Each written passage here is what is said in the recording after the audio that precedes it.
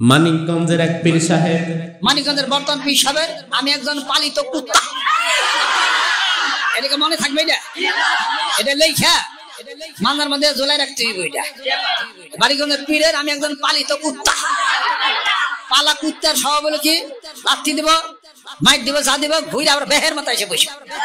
আমি অবাক হয়ে গেলাম একটা ভিডিও দেখে। আপনারা যদি চান ভিডিওটা হয়তো এখন আমার সংগ্রহে থাকতে পারে।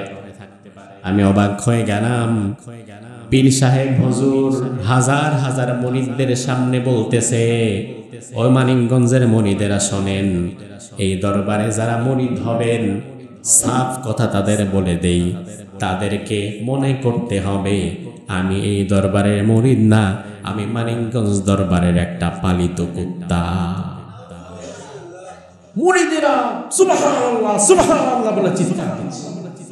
পীর সাহেব কত বড় কথা বলল যে এই দরবারের মুরিদ যারা হবেন স্পষ্টভাবে বলে দিল যে আপনারা ভাববেন আমি মানিকগঞ্জ দরবারের একটা পালিত কুত্তা। আবার বলল জঙ্গলি কুত্তা ভাববেন না যে তাড়ায় দিলে চলে যাবে, আপনারা হবেন পালিত কুত্তা। পীর সাহেব চাইলে আপনারা লাথি দিবে, উষ্টা দিবে, তাড়ায় দিবে, ফালায় দিবে, আপনি এরপরেও আবার পীর সাহেবের পায়ের কাছে এসে পালিত কুত্তার মতো পড়ে থাকবেন। মুরিদরা কাঁদতেছে কথা শুনে, ঠিক ঠিক সুবহানাল্লাহ আলহামদুলিল্লাহ। আহা, অথচ আমার ভাই একটা কথা বিবেক দিয়ে বোঝেন, আপনি আপনার পীরকে যতটা ভালোবাসেন, রাসূলকে সাহাবায়ে কেরাম কি তার চাইতে কম ভালোবাসতেন নাকি বেশি? কম না বেশি?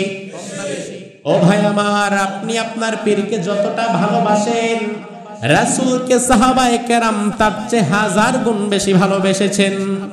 কিন্তু রাসূল কোনদিন সাহাবীদেরকে বলেছেন, এই সাহাবীরা, এই আবু বকর, ওমর, ওসমান, আলী, এই খাব্বাব, খুবাইব, আম্মার, উমাইর, বেলাল, তোমরা কিন্তু এখন থেকে মসজিদে নববীতে যারা এসেছো, আমার দরবারে যারা এসেছো, তোমরা কিন্তু মনে রাখবা তোমরা আমি নবী মুহাম্মাদের এক একটা কুত্তা। রাসূল কোনদিন এই ভাষা বা এই ব্যবহার, এই কথা বলেছেন?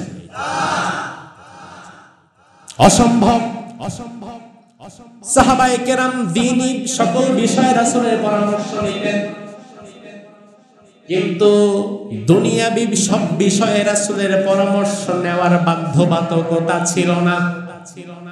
একজন সাহাবীর একজন নারীকে পছন্দ হয়েছে, বিয়ে করবেন, এটা তার ব্যক্তিগত বিষয়, এখানে রাসূলকে জানাবার প্রয়োজন তারা মনে করতেন না।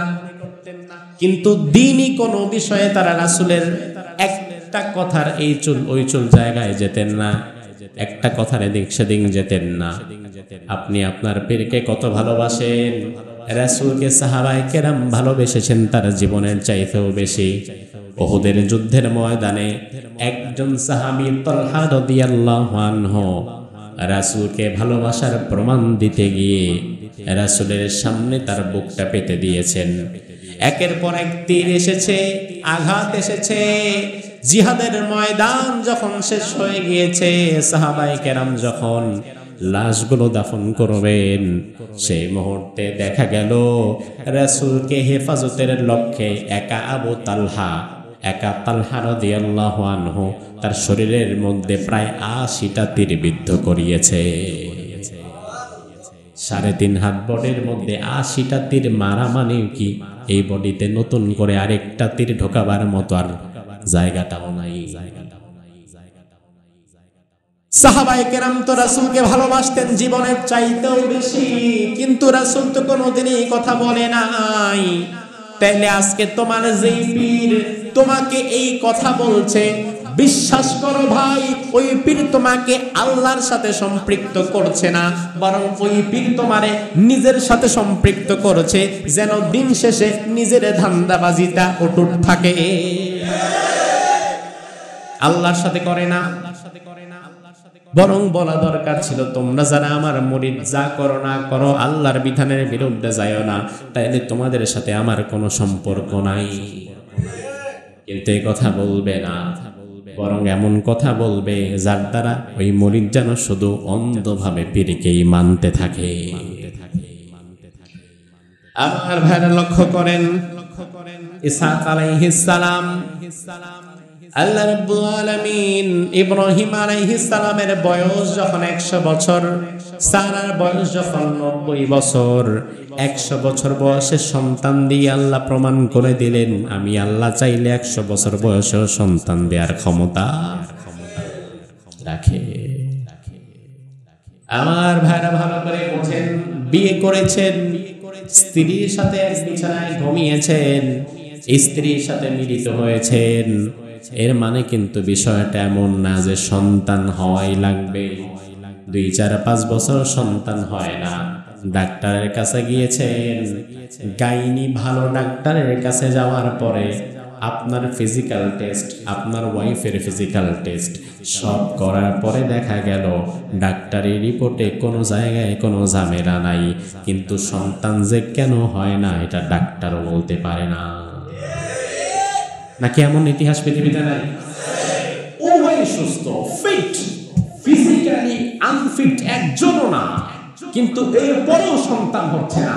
ডাক্তারের কাছে জিজ্ঞেস করবেন, ডাক্তার বারবার রিপোর্ট দিবে, কিন্তু রিপোর্ট দেখার পরে ডাক্তার বলবে বুঝলাম না, সবই তো ঠিক আছে, কেন যে হয় না সেটা জানেন কি? আর আপনি 2, 4, 5 বছর সন্তান যদি না হয়, এবার ডাক্তারের আশাবাদ, আল্লাহর কাছে চাওয়াও বাদ। আগে আল্লাহর কাছে চাইতেন, আলেমদের কাছে দোয়া চাইতেন, নিজেও দোয়া করতেন, দান সদকা করতেন, কিন্তু 2, 4, 5 বছর ধৈর্য ধারণ করার পরে এখন আর ধৈর্যে কুলায় না, সরাসরি মাজারের মধ্যে গিয়া সেজদা দিয়া শিরিক করে এরপরে সন্তান চায়, এমন মানুষও আমাদের সমাজে। এই মানুষগুলো না থাকলে তো এই বাজারের ব্যবসাগুলো টিকতো না। এই মানুষগুলো না থাকলে কি ভণ্ডপীরদের মাজারের ব্যবসা টিকতো? অসম্ভব।